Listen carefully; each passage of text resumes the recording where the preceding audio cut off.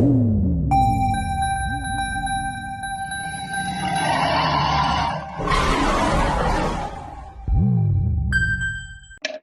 guys, welcome back to another episode of The Final Third. You have myself, Juls, Lavish and Banks. We'll get straight into it with the Project Restart. How have we found 8 games so far, if you've watched all 8 games? Shemi? I was very excited for it to start. So I said to myself, I was going to watch the games that I normally wouldn't be so interested in. So it started off with, I think, Villa versus Sheffield. I was very, very disappointed. But then I quickly picked up spirits because City was after. And then spirits went back down again. The result. But overall, out of the 8 games, I think I watched about... Can I? Yeah. Overall, out of the 8 games, I think I watched about 6, and I could just say I think it's in for a long summer or whatever we want to call this period, because the quality of football is gonna be very, very below par. And I feel sorry for the players. I feel like if we null and voided this season, I think we got so used to football not being on that we could have now moved on and just carried on in August. But the quality of ball is bad, and hey, we'll keep going in there. Boy, when I turned on that Aston Villa Sheffield United game, that literally just like everyone was clamoring for Premier League to come back, football to come back, and that was for that to be the first match back. It was such a rubbish match. Obviously, VAR, I'm not even VAR, goal line technology. That's something we are not even used to messing up, but that one messed up, which was probably the highlight of the match. I couldn't believe when that happened. Did someone just not switch it on? Just because it just wasn't switched on. Like, how do you not switch it on? That just makes 100%. Somebody is getting sacked because it's just a thing. Can I clock out? Can I clock out early, Dave? It's like, once you switched on the VAR or the goal line technology, and he went home. And make sure you're off the lights before you leave the office. Careful. All right, so going into the Arsenal City game, our thoughts on the overall game. I'm going to start with Banks because he had a lot to say when we did our last recording on the game. So I just want to know, when I say these things, do you not think I'm joking or something? I asked you, why do you think you're going to beat City? It's not even the fact that City beat you. I expected them to beat you. You lot were just so confident that there was going to be a new team coming back after lockdown. I was just like, what's going on here? And you lot had me thinking I was the madman. So I just want to know, was you surprised when you saw David Luiz acting like a buffoon? Was you surprised when Alba was all invisible up front? Was any of this surprising? What we're going to do is slander somebody that's up front that was not playing in his position. That's not what we're going to do. I'm not going to slander Alba. No, because our midfield is flat. So let's not talk about his performance. The performance spoke for itself. I'm not putting this on Alba wholeheartedly, but nothing you saw there surprised you. Nothing you saw in that Man City match surprised you. The fact that it finished 3-0, the line gets some advice. Because playing Willock in this 10 role, you're leaving him out there to dry because he's not a creative player. He was playing in an 8, but hey, okay. Nah, whatever he's doing out there is not looking. It's not looking like it's for him, and he needs a change of role. He doesn't need to be, because obviously when you're not playing Ozil like that, and you're directly replacing him with Willock to an extent, it feels like a lot. Even though it doesn't, but it even highlights more that Willock isn't bringing a lot to the team at this moment. I'm so convinced that Arsenal's just a club that just want to just kill the fans. You just continue to self-sabotage and just do stuff that we just never understand. Every week before every match day, the hour before, we just check our lineup because we know, as our manager fucked us this week. And once again, it could be Wenger, Emery. It's just literally just throughout our lifetime. So, every time we look at the team sheet, and sometimes, very, very more often than not, we don't understand the lineup. Yeah. I'm seeing Saka, play on the other side with Bellerin, and then on the left side, I'm seeing Tierney and Aubameyang, and then I'm seeing Willock playing.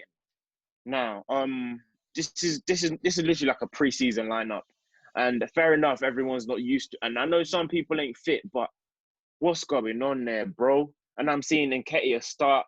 Then I'm seeing David Luiz. I didn't even know the contract situation with David Luiz. David Luiz obviously comes on because Pablo Mari gets injured. Xhaka starting, you know what I feel about him.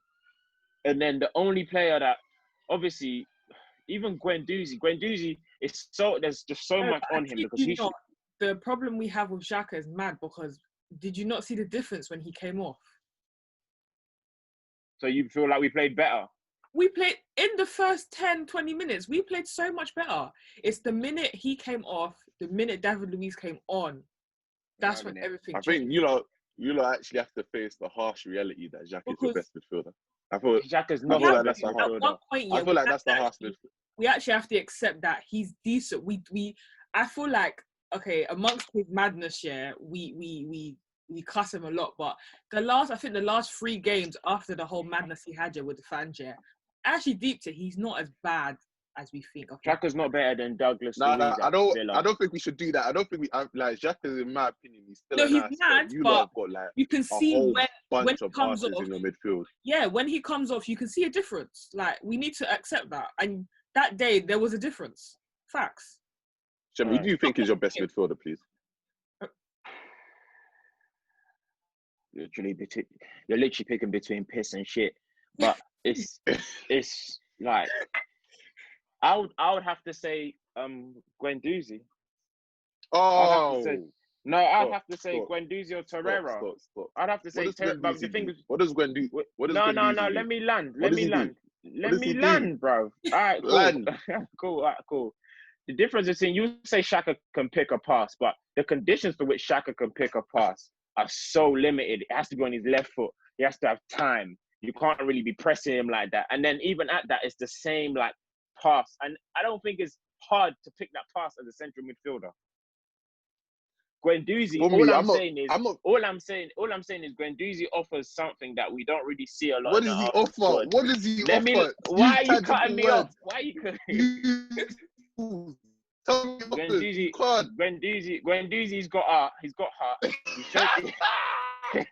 He shows for the ball, and at least, and I can't lie, when Guendouzi comes off the pitch, at least I know he's performing to the best of his ability. That's all. If he comes off the pitch, you notice him because he's got big hair. That's the only reason you notice him. That's the only reason. I promise you, there's no way you've watched these last 2 matches, the Brighton match especially. We're gonna get onto Brighton, but the Brighton match especially, and you say he's productive. Not even productive, but he's brave on the ball. He's not brave on the ball. I don't know. He's the only person on the team that has intent. That's what I disagree. I disagree. Who has intent out of the midfielders? None of them. I can't see any. Xhaka was Saka was playing LCM, and he was the most direct. He was the person trying to make stuff happen. You see, Guendouzi, he was so passive. Like, obviously, he got, like, I can't lie. Let's not. And he plays with such like. He plays with a passion. Everybody else you've named on the pitch, predominantly in that midfield, you forget they're playing. They go through games. And the only reason you know Guendouzi's playing is because he stands out in terms of his appearance. That's it. Because if you tell me he's brave, if you ask me to show, ask me what did he do in that Brighton match? You can't tell me. You can't tell me. We're gonna move on because. But there were all bums in the Brighton match. Okay, so there's a common theme then. I don't understand how that's your opinion. That makes you think he stands up. But okay, we'll leave it there. That's it. He's a clown. If you can tell me what he does, I'll be so happy because maybe it's. I was gonna say where he's at into where we see like where he's currently at and his age, and compared to everyone else there, he stands out the most. Like, he's the best out of all of them. And it's not like he's. And I didn't say he's. See, you're getting it twisted. I ain't saying he's world class. I ain't saying he's all that. I'm saying out of what is there, he's the best. I'm saying young midfielders, there's a lot better, and there's a lot more that show a lot more. Who, McTominay? Don't compare it to McTominay. At least McTominay can tackle, fam. Boy, McTominay can tackle. I'll give him that. Moving on, actually, to the Spurs and United game. Talking of McTominay. Hey, man, Spurs, You're a clown. You're a clown. You're a clown. that's Spurs all you need to see. Judy, give David Luiz his shout out for self-sabotaging that match, because I ain't seen you don't something need like a that in shout. football before. That's the bare minimum. You put his hand up anyway. I'm not gonna give him props for accepting something that he knows he caused. You're a defender. Do your job. Spurs United. Spurs started off well. Then United took over. I'm gonna start off with you, Banks. What do you feel like United were lacking in the first half? Well, I mean, it's a bit obvious, but apart from Pogba, what else do you think they were lacking in the first half to kind of start off really flat? I feel like obviously a lot of the play was going through Bruno, and I feel like he was trying to take over a little bit too much. He was playing a bit too much hero ball, trying to make it a bit too Hollywood, taking the shots. He's always been that sort of player that he'll always try and do it by himself. But again, like quite clearly, people were saying Pogba's got to work to get back into this midfield. He brought Pogba on, and immediately like that spark, even just putting Pogba around these players, we could get some 1-touch, 2-touch passing going. Obviously, ended up creating the incident for the penalty, where there's no way that Pogba can't start our next game, man. Because you just see the difference when he comes back into the team. And oh my days, I'm sorry, but De Gea, Maguire, Shaw, all of you lot got like you're killing literally De Gea's killing me here. Like, do you think this is it? Like, after that contract, he's gone. I said it on this platform before, but De Gea is only going one direction and is not back to the levels of 17, 18. He's only going in one direction, and that's down. We've got an up-and-coming keeper, Dean Henderson, who's proven himself on Premier League level now. It's like, now is the time. At the end of this season, we have to make Dean Henderson our starter. Yeah. Like, we've got to bring him in to at least challenge De Gea, like, because he's costing us points now. He's costing us more than he's bringing to the table. Like the season of 17-18, you could literally say he's the reason why we managed to get to that second position. But now, 2 consecutive seasons, we've seen him cost us points, which has meant that we finished outside the top 4 last season. And it's looking like it could be that this season. Something's got to change. And De Gea, as much as it's love, what you've done for this club is big. That you kept us alive. It's balanced out now. Literally, I feel you've got to make it's this. balanced out now. You can't do it on emotion. You can't do this on emotion. He's done a lot for the club, but change has to happen. Change has to happen.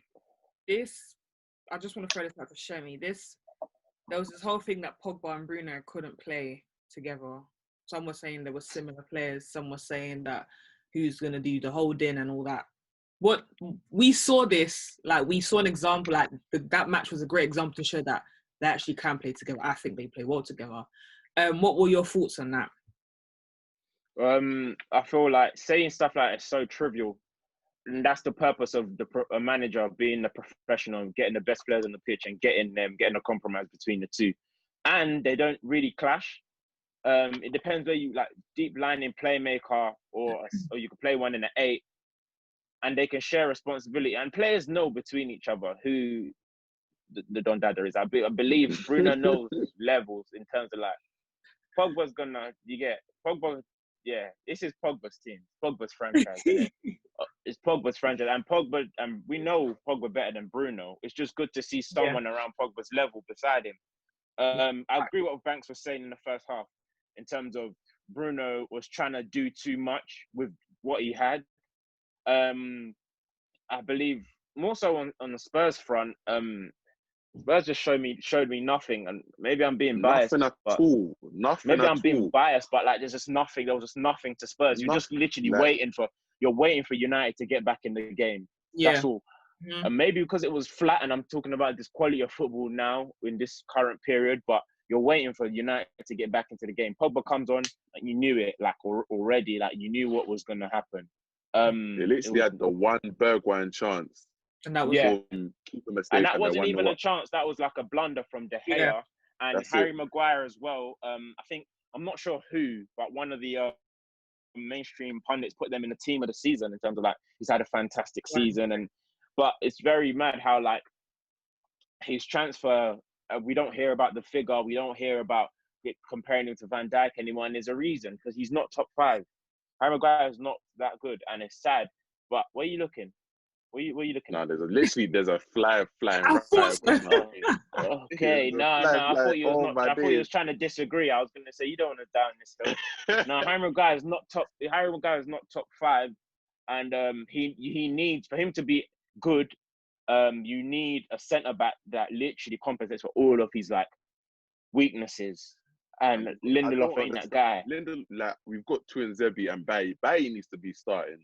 That's first. Like, I'm tired of Lindelof and Maguire putting in constant stinkers, and never changing her around. That needs to change, because right now Lindelof just doesn't complement Maguire. Obviously, Maguire brings the presence, but he's with a goal as well. Like, you can just run past him, so you can twist him up so easily. You can so twist easily, him up. He takes It takes a while to turn around. Like a It truck. takes a while to turn around. Like a truck. It don't make sense. So play All someone right, that can cover him. Moving on to the Brighton Arsenal match. This match needs like a semi-whole match analysis, because personally, I didn't watch the first half, so I can't judge too tough. But what I watched just showed me that, like Shemi said yesterday, I don't see us trying to win a game this lockdown. Like, I just do. Nah, I saw your fixture list, and it's looking crazy for It's you. Look, looking I mad. can't lie. 3 points. It's looking crazy. If we get 3 points, there won't be 3. If we get 3 points, it'll be 3 draws. I don't believe we'll get 3 points. Julie, is this to me? Yeah. Yeah. Take over. Firstly, so we start the game now, and I feel like Arteta's tried to right his wrong. So he played a stronger team. Ozil makes the team now. He's got Lacazette and Aubameyang playing. Saka's somewhere on the Saka playing. Pepe's playing. Sorry, and then majority of our best teams out there now. Cool. Ceballos is in the middle as well with Guendouzi, which for me has frailties written within it already. Lacazette has a chance, and like has a couple half chances, and if he's sharp and if he's match fit and that, he puts them in the back of the net. Aubameyang getting kind of shafted to the left wing. He's not going to sign a new contract, because you're not putting him and you're not reminding him of why he needs to stay or what. So then, anyway, more so onto the match. It's just flat. We could all start the match at the 45th minute to the 90th minute, because the first half was just void. It was pointless and boring. You've got the Brighton centre mid. I'm not too sure what the black player's name is. Black centre mid. Just literally kicking at ankles and disrupting play, and just getting under Arsenal's skin. Every but shot. someone had a game against you. Every shot, Brighton, and we take, or like every shot we try to take, they're literally just throwing bodies in front of it and just defending, like, and getting physical. They weren't even getting that physical with us, if I'm being honest. But Arsenal looked tame, weak, like nobody looked up for it. I know these are all buzzwords, but they really come to play when you're watching it and you're just thinking, where's the goal going to come out of? Where's the bite? Arteta, you're looking at the bench. Obviously, you can only bring on 2 subs at once or something. 2 subs in 2 intervals. Yeah, thank you. And then he's bringing on Nelson. You're seeing Nelson, Willock, and you're just thinking, these lot aren't good enough. These, like, the people he's bringing on, and these are getting a jolly up. Like, they're having a free ride at Arsenal, because they're really not good enough to be playing. Like, they should be getting trust minutes, not like coming to change game minutes, because you're getting Nelson, Willock, and these men who are not on niche. And then Mapai, obviously, earlier, Leno gets injured by a collision with Mapai, it looked a bit deliberate. And then I've turned off the game. 90th minute, I've turned off the game. I'm seeing, oh, fuck. And the notifications, sometimes they come early, sometimes they came late. On this occasion, they come late. I tuned back into the game. Oh, my God. What? I'm hearing the commentator going up. I'm saying, nah. Where's he going to give an offside or something? Like, no. And then we've lost the game. And then I turn it off again. I'm hearing Mapai said, yeah, we talk too much. We get what deserved. Yep. It's all got to go in the bin. Like, all the, like, about, if we literally, and I'm tired of doing this, because every season we do this at least twice a season, we complain about how bad the team is. But this is mad. And we've had a clean out before. We've had a serious clear out before. When the likes of I can't remember the players. All these got went. We had a clear out before. Yeah. But a lot of the youth and a lot of these players have to go. Arteta as well. I'm not hearing the fact that you inherited a crap squad because our team is better than Brighton's team. Why is Martinelli not playing? Why is Reece Nelson playing? Why is Willock playing? Is Torreira injured? Where I don't get what's going on. Like, you're giving people. Okay, but you're giving some of these players minutes who got stretchered off in the FA Cup game. So he's been like 3 months. He should be back. Just come back to training. Okay, not gonna play. Oh. Okay, but then then even at that, the tactics. What was your get narrow, get tight when we're at least 1-0 up or at least 1-1. Let's just take the draw against Brighton. We don't do well away, whatever. But Brighton's taken 6 points from Arsenal this season, and that is a disgrace. That's an absolute disgrace. I do not believe we're getting 3 points from any game during this lockdown. 3 points off of one match. We could get 3 draws and get 3 points, but we'll probably come 9th or 10th. Europe's done, and we don't need Europe. We don't need it. But please. We don't need Europe because we're gonna get humiliated in Europe at Olympiacos doing us like that. It's pointless. It's just pointless. I'm tired of it, man. Do you not think we don't even have that many big games? Do you not think Maupay's action on Leno was purposeful? Do you think it was needed? What do you think on that? I personally think it was purposeful. Looking like it, yeah. At certain angles, it was just it was mad. But he already caught the ball. So how was you coming that fast when you could see the guy already had the ball? It makes no sense to me. Where are you actually going? You can see in the action that he's gone to get the ball. You're not getting that ball. So where you going? I think he definitely knew that the keeper had the ball. He just wanted to leave a bit on him. But I don't leave one on him. I don't think he wanted to. The injury, there's no way he could have seen that coming. There was no need, and I think it riled up the Guendouzi for the whole match. You could see he was waiting. Guendouzi gives it too much. He gives it too much of this, man. Too much of this. I'm sorry. Waiting for the 90th minute to just act up because he must have said something to him as well. When the whistle went, he said something, and that's why Guendouzi went over. But he's not mad enough to go over and strangle someone for no reason. So when I saw that, I was whoa, because they only showed us where he went to go strangle him. As Guendouzi, the 20-year-old in the whole squad is the only one that's up for it. Let's have it then. Literally. Let's have it. Where's the rest of the squad? Let's have it then. No bite, bro. We've got no bite. That's one thing you want to excuse Guendouzi of not having, bro. I mean, no, there's no top 6. Mathematically, it's not, but for me, I'm over it. I'm done. I've left it in God's hands because that's what we can do now. I'm tired. So today we have Liverpool and Everton. What's our predictions on this dry, flat derby? Liverpool's walking this one, man. They should stop promoting this thing as an equal derby. Occasionally Everton get the draw, but Liverpool smack Everton most of the time. The build up, it's not even a great match. It's not. Those days are long gone, and they were very few and far between, the Moyes days. But it's Liverpool should smack them up. If Liverpool, the only thing that's going to make this Prem thing interesting is Liverpool lose 3 on the bounce. Yeah, and even at that, they still got a 10-point cushion. Even then, you know what it is already, man. Yeah, but they only need 2 wins, so it would be interesting if they do lose 3 and then try and win their last one, which is funny because why are you trying to drag it to the end of the game, the last game of the season? But Liverpool have to lose 9 on the bounce to lose the Prem.